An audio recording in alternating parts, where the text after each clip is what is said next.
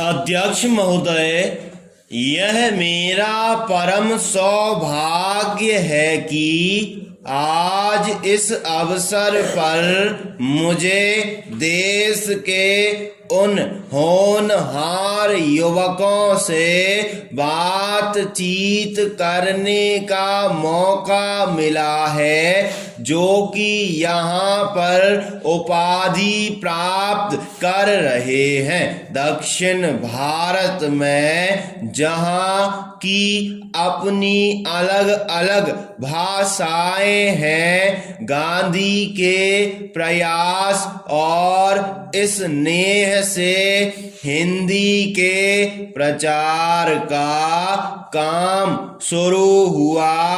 गांधी जी एक महान नेता ही नहीं थे बल्कि एक दार्शनिक भी थे। उन्होंने भारत की आजादी के लिए एक दिशा दी।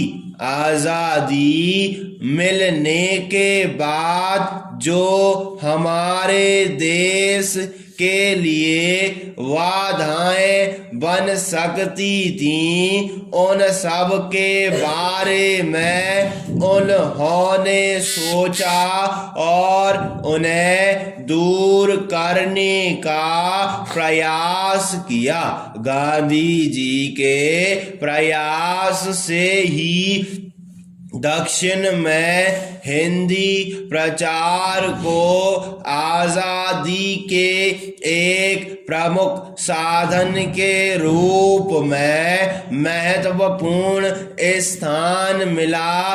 भारत की आजादी की लड़ाई में ऐसे अनेक साधनों का प्रयोग हुआ जो देश की एकता के लिए महत्वपूर्ण थे। इन साधनों में हिंदू मुस्लिम एकता, हरिजन समस्या, जातिवाद की समस्या और खादी की समस्या आदि प्रमुख थे। इन सब साधनों के साथ हमें हिंदी को भी माना। यह इसलिए आवश्यक था कि अपनी भाषा के बिना कोई भी राष्ट्र उन्नति नहीं कर सकता।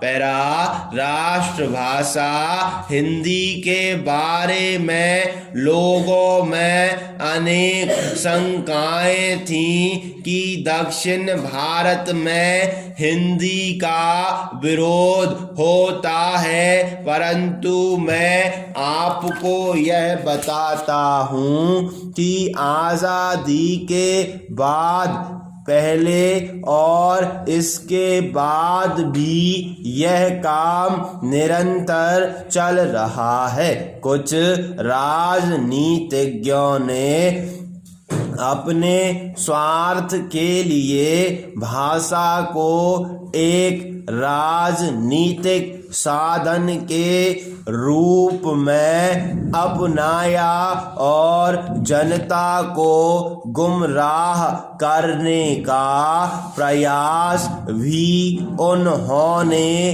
किया। स्टॉप।